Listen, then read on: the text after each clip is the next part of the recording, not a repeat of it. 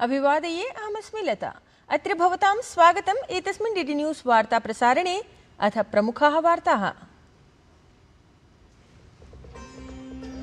प्रधानमन्त्री नरेन्द्र मोदी पञ्चदेशानां यात्राम् अभिलक्ष्य अद्य संयुक्त अरब अमीरात देशं गच्छति। प्रधानमन्त्रिणः विदेशयात्राक्रमे यूरोपस्य 4 देशाः सन्ति सम्मिलिताः।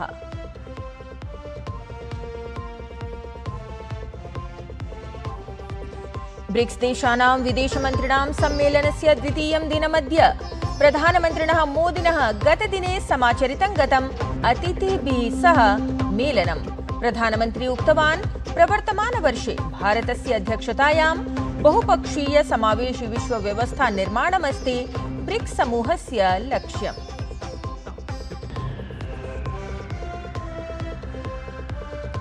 आगामि नीट इत्येतत् परीक्षा सज्जताः अभिलक्ष्य शिक्षामन्त्रिणः धर्मेन्द्र प्रधानस्य निवासे गतरात्रौ समाचरिता उच्चस्तरीया मन्त्रणा।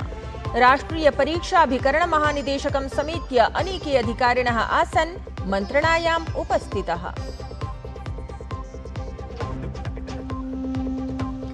शी जिनपिंग इत्येतयोः अथ ट्रम्प इत्येतस्य मध्ये द्वितीयदिनात्मिकी वार्ता अद्य स्यात् समाचरिता। उभयोः देशयोः मध्ये व्यापारप्रकरणे चर्चा भवेत् इति अस्ति सम्भावना। तावत् चीन देशेन गतदिने ताइवान विषये संयुक्तराज्य अमेरिका देशः सञ्चेतितः आसीत्। क्रीडावार्तायाम् एशियावर्ति वरिष्ठ भारोत्तोलन प्रतियोगितायाम् अजित नारायणस्य द्विधा सफलता।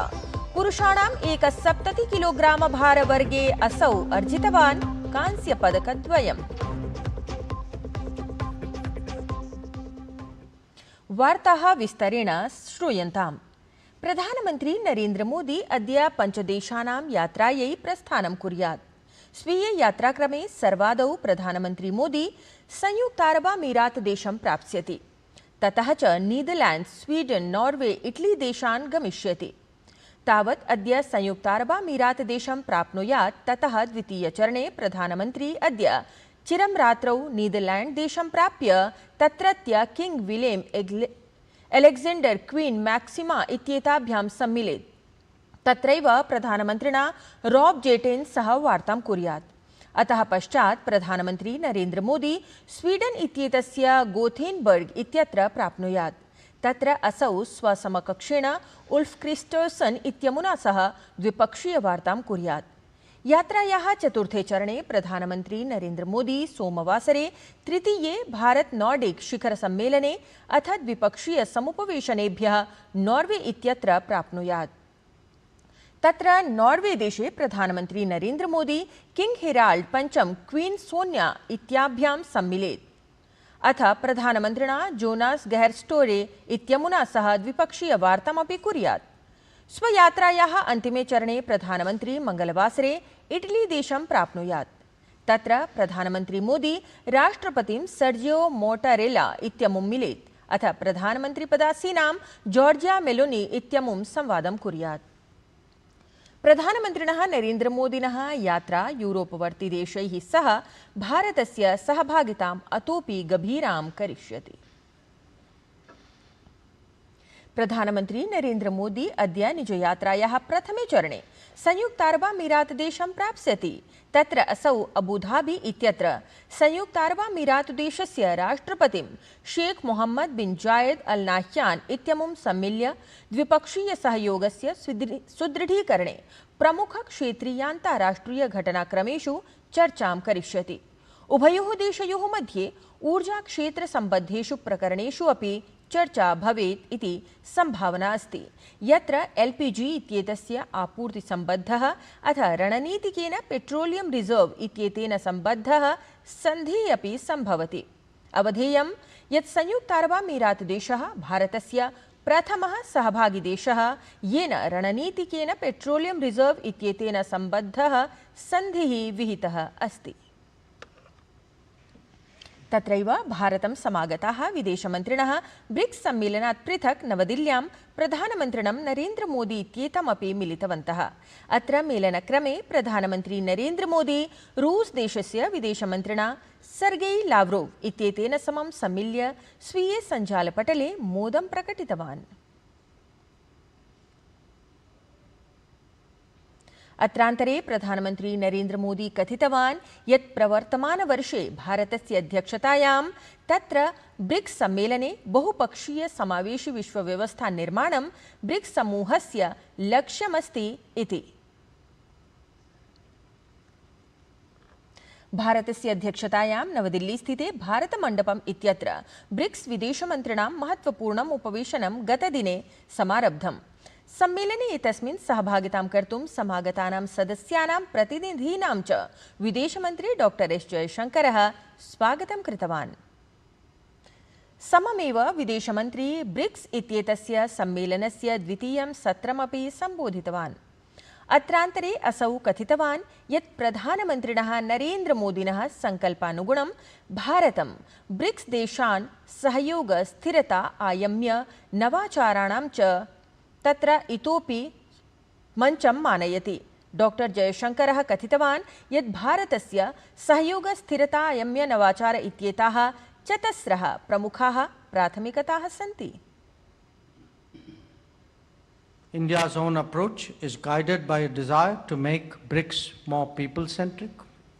As Prime Minister Narendra Modi has declared, we see BRICS as building resilience and innovation for cooperation and sustainability, with a clear focus on humanity first and on the priorities of the Global South.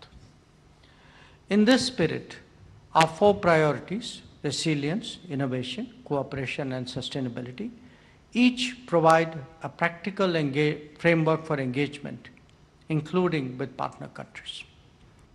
केन्द्रीय गृहमन्त्री अमित शाहः गतदिने गाजियाबाद नगरे राष्ट्रियापत् प्रतिकारबलेन NDRF इत्येतेन आयोजिते राष्ट्रपतिध्वज प्रदान समारोहे सम्मिलितः अभवत्। समारोहे एतस्मिन् गृहमन्त्रिणे सैन्यसम्माननं प्रदत्तं गतम्। अत्रावसरे केन्द्रीय गृहमन्त्री उक्तवान् यत् एतत् सम्मानं राष्ट्रियापत् प्रतिकारबलस्य साहस समर्पणोत्कृष्ट सेवायाः प्रतीकभूतः अथ सकलदेशाय गर्वावहः अस्ति। अमित शाहः इतोपि कथितवान् यत् राष्ट्रियापत् प्रतिकारबलं देशम् आपदातः सुरक्षितं कर्तुम् अतोपि अधिकं दृढतया कार्यं करिष्यति इति। मित्रों, नरेंद्र मोदी जी के नेतृत्व में 2014 से न केवल आपदा जोखिम के न्यूनीकरण के लिए काम किया है, परंतु अब हम ऐसी स्थिति में आए हैं कि हम जीरो कैजुअलिटी के दिशा में आगे बढ़ सकते हैं। मित्रों, एनडीएमए और एनडीआरएफ ने इस दिशा में ढेर सारे काम किए हैं। एनडीएमए ने एक और तो नीति विषयक निर्णयों में ढेर सारे निर्णय लिए और इसके साथ साथ बहुत सारी गाइडलाइन इश्यू की, बहुत सारी जागरूकता की और बचाव की एप्स बनाई हैं और इसके माध्यम से धीरे धीरे धीरे आपदा बचाव देश का एक संस्कार बनता जा रहा है। आगामि नीट इत्येतत् परीक्षा सज्जताः परीक्षा योजनं च अभिलक्ष्य शिक्षामन्त्रिणः धर्मेन्द्र प्रधानस्य निवासे गतरात्रौ उच्चस्तरीया विस्तृतमन्त्रणा समाचरिता।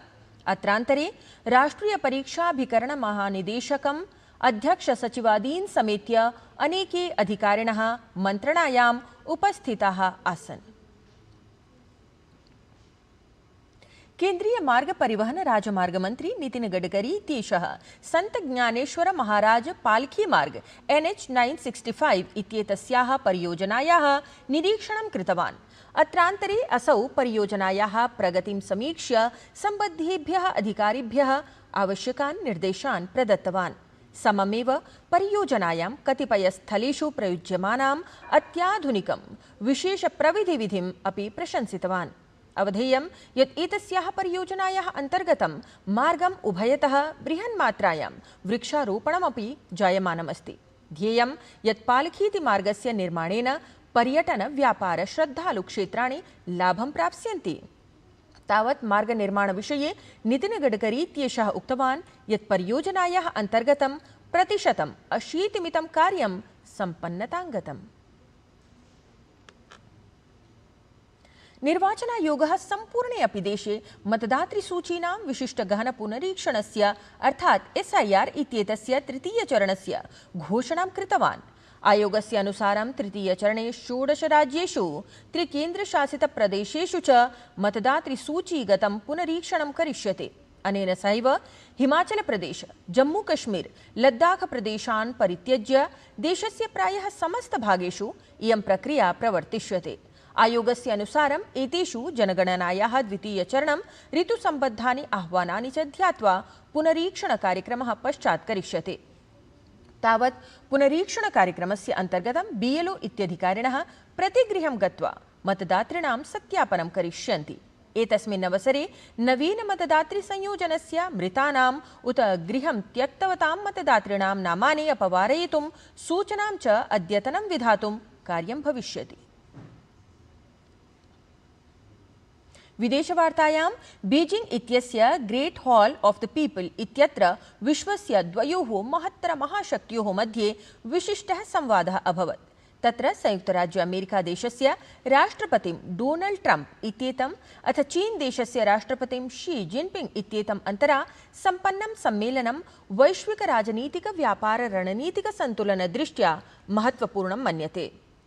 प्रायः 2 होरावधिके एतस्मिन् विस्तृतसंवादे व्यापार, प्रशुल्क, प्रविधिक, कृत्रिम बुद्धिमत्तानां प्रतिस्पर्धाभिः सह ताइवान यूक्रेन देशसङ्कटस्य पश्चिमैष्यास्थितिसदृशेषु अनेकेषु संवेदनशीलप्रकरणेषु चर्चा अभवत्। राष्ट्रपतिः ट्रम्प इत्यसौ शी जिनपिंग इत्यमुं सुदृढः महान् च नेता इति कथयन् भद्रतरभविष्यस्य आशाम् अभिव्यक्तवान्।